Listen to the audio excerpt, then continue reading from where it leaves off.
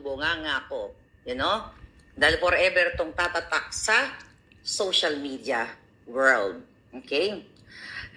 Lingid sa kaalaman ninyo.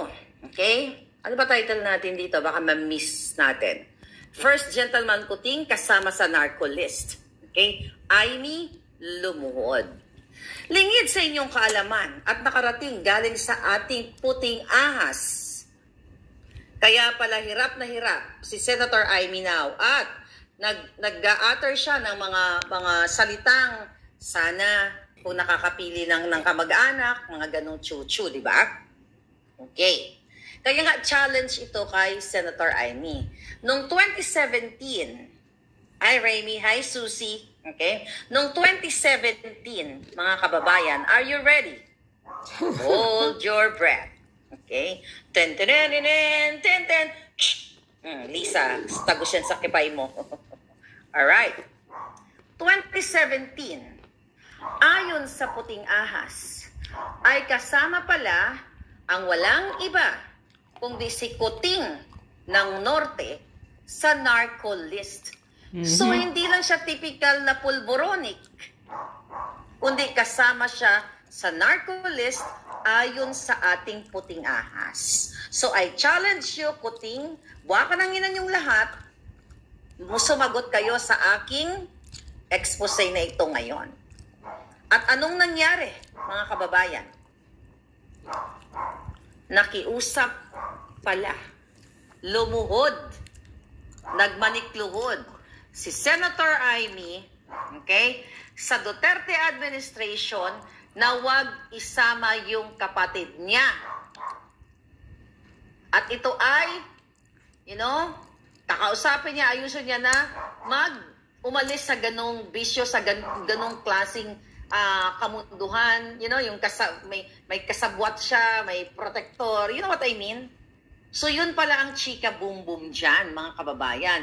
Kaya naman pala, for the first, second, inaugural, what do you call it? State of the Nation address niya, wala siyang binabanggit tungkol sa droga.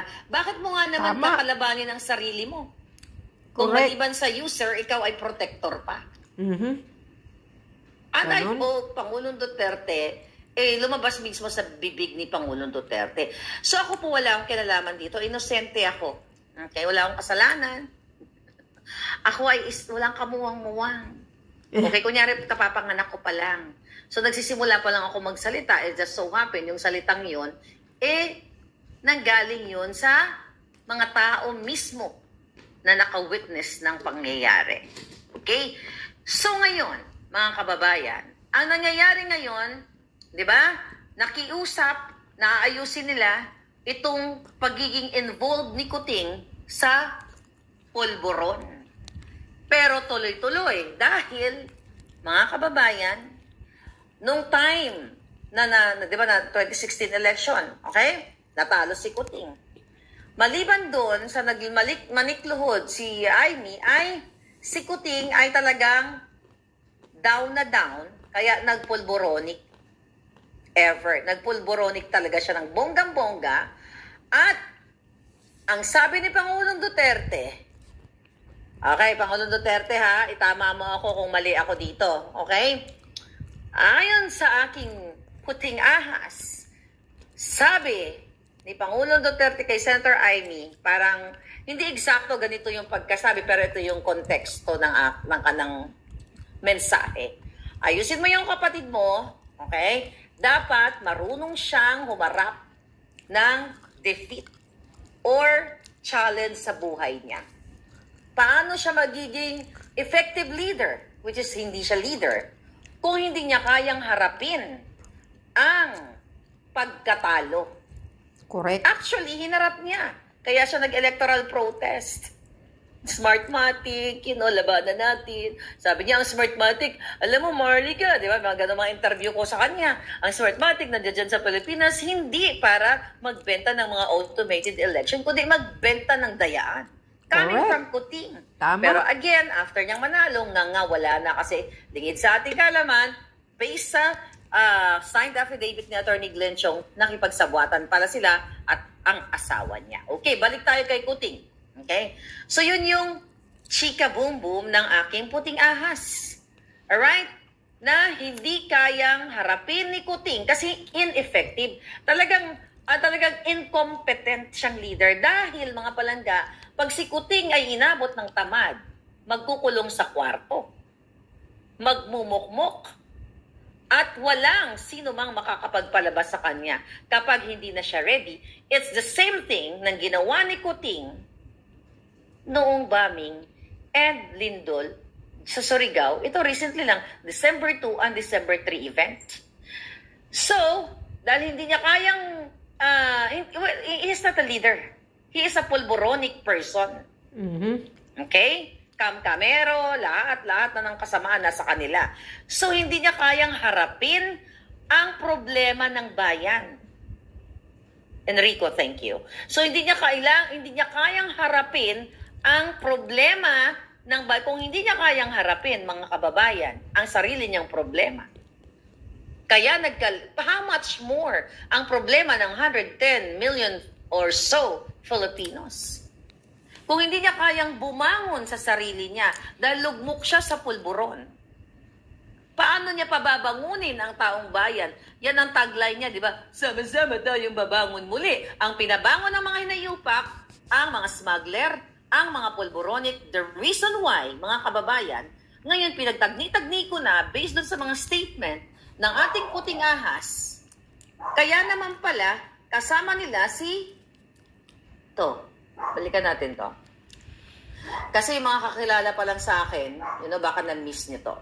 Okay, kaya naman pala, si Mark Sayarot na nahulihan ng 2 tonelada, okay, na-intercept yung kanilang mga epektos papuntang Australia, mga kababayan. Pulburon palang pinag-uusapan natin dito, ha? So yan, okay, yan si Mark Sayarot ay kasama nila sa kanilang state visit. Bago na sa kote yan ng PDEA at ang grupo ng mga, ating mga authorities ng hinuli yan. Na-vlog ko na yan, paulit-ulit na lang. Nire-remind ko lang kayo, the reason why pala, kaya lagi niyang bit-bit ang pulburon dealer, pulburon manufacturer. Kasi he's part of it. Correct. Okay? Mga kababayan, imagine niyo kung anong klaseng gobyerno meron tayo. Mark Anthony Sayarot, ako ba ang nagsabi na siya ay pulboronic? Nahuli siya, nakita niyo yung mugshot. Non-bailable, pero nakakalaya dahil, sinabi ko nga sa inyo, binibigyan pa ni Kuting, ayon sa puting ahas dyan, ng PSG. Imagine niyo, sinisira na niya yung kinabukasan ng Pilipinas, kumikita sa pulburon, lahat, tapos binibigyan pa ng ng security ni Lisa Ahas at ni Kuting at ni Tambaluslos. Grabe, na palangga. Luging-lugi ang Pilipino dyan. Correct. Ako ba ang nag-invento na si Sayarot? Ayan ang kanyang mugshot. Ayan yung time na nahuli siya noong November 18. Yan din yung picture na magkasama sila ni Kuting. That was September, nung first time silang pumunta dito sa New York. During itong nananalo siya ng 2022 because of the Smartmatic help. Alright? So ngayon, imagine ninyo. Kaya si Pangulong Duterte, sabi ko, may hawak na alas yan. Hindi lang yan ang alas na sinabi ko sa inyo. So ngayon, ito na ang challenge ko, Senator Amy. And ikaw din, Daryl Yap, makinig ka, direct. Kaibigan ko yan eh. Pero kahit kaibigan ko yan, pag may mali yan, kaya kong pitikin ang tenga niyan. Okay? Makinig kayong dalawa ni Senator Amy. Senator Amy, alam ko na ipit ka na. Okay? Mag-usap tayo masinsinan. Ikaw direct, kasi kaibigan ka, di ba? Mag-advise ka. I don't know kung paano mo siya ina-advisean. Di ba? I know na ikaw, punta mo na kay Daryl Yap. Ikaw, direct Daryl Yap. Nakikita ko yung mga post mo. Kahit pa paano, nag-like, share, nag-share tayo ng mga chuba-chuchu. Okay? Nakikita ko yung andyan yung nag-aalab ang iyong puso para sa tao, para sa katotohanan, para sa taong bayan. Right? But, pwede ba, i-advisean mo ang iyong manang Amy, Senator Amy, na mamili siya. Taong bayan o kapatid niya? I know it's hard. Alam kong mahirap pumili between kapatid. Dugo at laman mo yan eh. Di ba? Mahirap pumili. Di ba? Dahil dugo mo yan, kapatid mo yan. Pero naman, Senator Amy, sabi ko nga, may sala ka dito eh. Actually, may sala tayong lahat. Dahil, what? Bumoto tayo ng pulboronic. Sumuporta tayo ng pulboronic. Pero I will take it back again. Paano naman tayo nagkasala? Hindi naman tayo nagpupulboron. Hindi naman tayo nagnanakaw. Diba? Nabudol tayo dahil ang sabi sa atin, ibabangon muli. At I'm glad dahil yung mga tao dito na hindi bumoto kay Kuting, you know, ay talagang tama kayo. Alright? So ngayon, Senator Amy, I challenge you. Lagi kong binibigyan kita. Magtatapos na yung taon. Hindi ako nagbibiro. Hindi niyo ako bayad. Wala kayong pwedeng ibato sa akin. Sinuportahan ko kayo. Wala kayong ni isang one-liner na sentence o text ko sa inyo or video message or recording o whatsoever na maipoproduce na ako ay humingi sa inyo ng pabor. Senator Amy, baka naman. Diba? Wala akong ganun. Hindi ako katulad ng mga vloggers na nabubuhay sa payola. Exactly. Tama ka. Sanay ako magbanat ng buto. Diba? Naikwento ko na yung buhay ko sa inyo. Working student ito, Day. Maagang na jaundice. Habang nag-aaral, gumigising ng alas 4 ng madaling araw, naggagayak na mga paninda papuntang eskwela na yan. Witness yan, mga college friends ko. Naggagayak na mga paninda ko para sa mga college friends ko. Kaya thank you dahil bumili kayo. Okay? Para makapag-aral lang. Din sa hapon, nagtatrabaho sa fast food. Talo ko si Ani Batong Bakal. Tatalbugan ko yan. Din maagang na jaundice, hindi tumigil sa pangarap. Okay? Habang nag-aaral, jaundice ang lola mo. O, tuloy pa rin ang ligaya, di ba? Ganon. Kaya kong harapin ng challenge. Hindi katulad mo, Kuting. Okay? Kunting kibot lang, natutulog ka na para kang mantika. Right, Miss Susan Ogario? Ngayon, balik tayo kay Senator Amy. Hindi ako katulad, at ano ba pinag-uusapan natin dito? Ang tawag dito. Ang question ko pala, wala kayong maibato sa akin kasi nga, hindi niyo ako bayad. Walang kayang tumapat. Ipagyayabang ko yan. Walang kayang tumapat sa akin ng bayaran. Kasi kapag bayad ka, kahit 5 piso, 10 piso, 100, 200, 2 milyon, ibig sabihin wala kang kaluluwa, wala kang kredibilidad. Exactly. And you can't find Tama. any evidence na magpapatunay na si Maharlika ay sinungalingalan ng pera. Wala. Yan ang binintang sa akin dati ng mga dilawan na ako ay bayaran ng mga Marcos. And now, dahil kinikriticize ko at inilalabas ko ang kadyutaan ni Lisa, yung hinayupak na yan, na nagpapatakbo ng Pilipinas. Okay? Ngayon, kung kayo ay may ginawa sa akin na ako'y nanghingi ng pangkain o anything, ilabas nyo. Pero wala kayong mailalabas. So that's why I challenge you, Senator Amy, na mamili ka.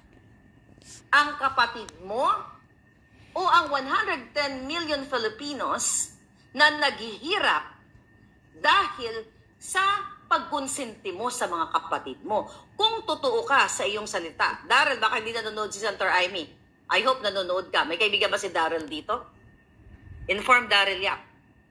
Sabihin mo kay Senator Amy na mamili siya na gusto na naming matapos ito. Dahil hindi, sabi ko nga, Senator Amy, papatayo kita ng rebulto. I promise that. I will spend money for your rebulto. Pag nagsalita ka, dahil mahal mo ang Pilipinas. Tama. Bukelya mo na yung kapatid mo. Alam ko mahirap. At alam ko hindi lang ikaw ang galit na galit. Even ang mga iba niyong relatives. Dahil sa ginagawa ng kapatid mo at ng sister-in-law mong aswang. Nabutod. Diba? Kung mahal mo ang bayan, Aswang. Senator Amy, lahat tayo mamamatay. Okay? Sana pag dumating na yung mga time natin, dumating na yung time mo, titingalain ka ng tao dahil pinili mo na ipagtanggol ang 110 or so million Filipinos sa isang personalidad na it just so happened kapatid mo, mga palangga. So mamili ka, sabihin mo sa taong bayan kung ano ang real deal. Okay, gusto niyo susunod na expose. Mga kababayan, di ba sinabi ko sa inyo na nung nag-muscle spasm, si Kuting, nataranta si Lisa kasi akala niya mamamatay na si Kuting. Right? Kasi nga naman, pag natsugi si Kuting, sinong papalit? Sana Diba nga, si sana Lisa? namatay eh. Kaya ngayon, minamadali nila na ipasok ang ICC. O ipasok, nakapasok na. Tanggalin si Sara, sirain, lahat ng college yan. Gagawin nila. Ang mga Duterte gusto nilang burahin sa mapa ng Pilipinas. At gusto nilang mamayagpag si Romualdez, Araneta, Marcos, mga buwaka ng ina. Okay, so here's the thing. Nakarating sa akin na kinakausap si Kuting. Hindi ko lang alam kung si Jaime ba kumakausap, ibang relatives niya, na bumaba ka na. Pinabababa na siya sa kanyang pwesto na isang first gentleman dahil hindi naman siya ang nagpapatakbo. Ayon sa ibang mga puting ahas ko na naniniwala kay Marcos Sr., imbes na hindi paniwalaan ang mga dilawan sa 30-something years, 36, na pagbabato na ang mga Marcos ay ganito, diktador, magnanakaw, ay pinatunayan ni Marcos Jr. na totoo lahat ng ibinato sa kanila ng 36 years dahil sa ginagawa nila ngayon. But mga palangga, kung bakit kailangan natin durugin si Kuting Jr., hindi lang si Lisa Smugs. Sila ay kulto ng mga pulboronic, mandarambong, lahat na ng kasamaan na pwede niyong ibato sa kanila, di ba? Sobra-sobra pa yan. Willing siya.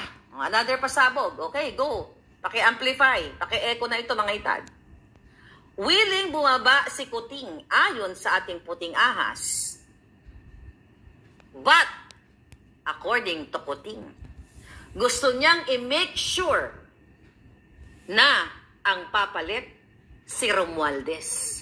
Dahil yun ang gusto ni Sira ulo Lisa ka. Smugs, ni Ahas, para magtuloy-tuloy ang kanilang pulboronic operation. Hindi yan galing sa akin. Nananahimik ako dito sa Jamaica. Okay?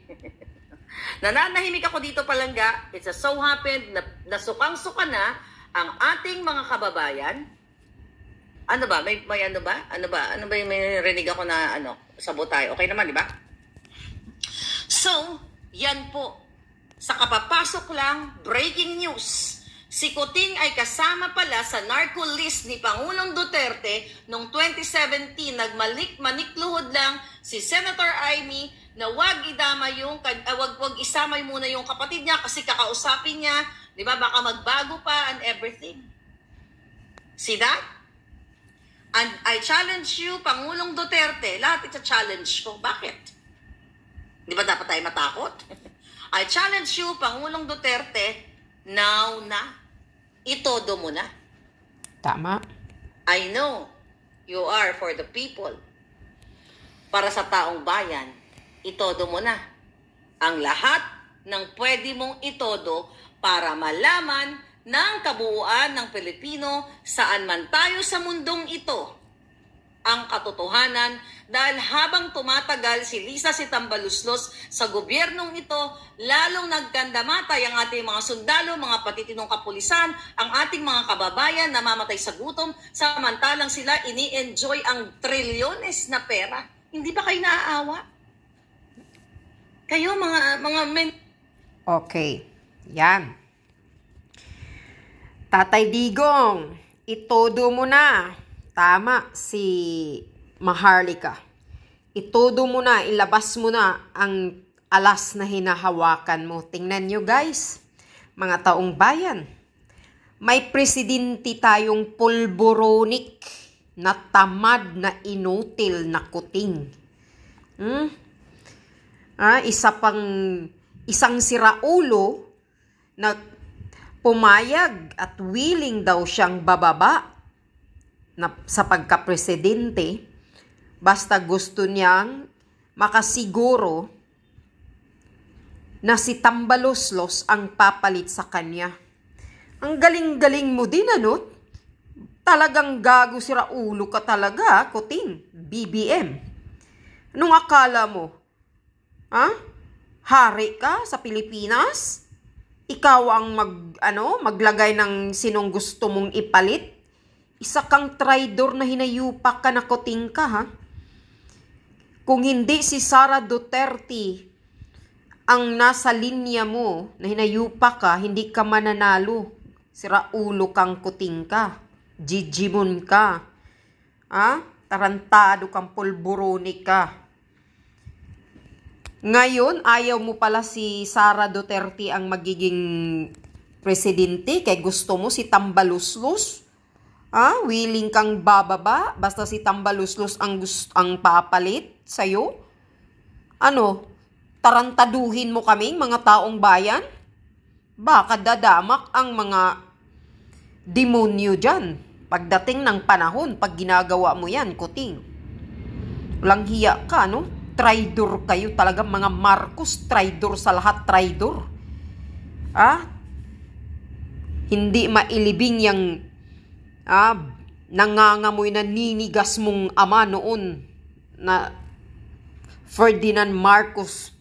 Hindi mailibing kung hindi si Tatay Digong ang nakaupo na presidente, tapos tatraidorin mo si Sara. Talagang hinayupak ka talaga.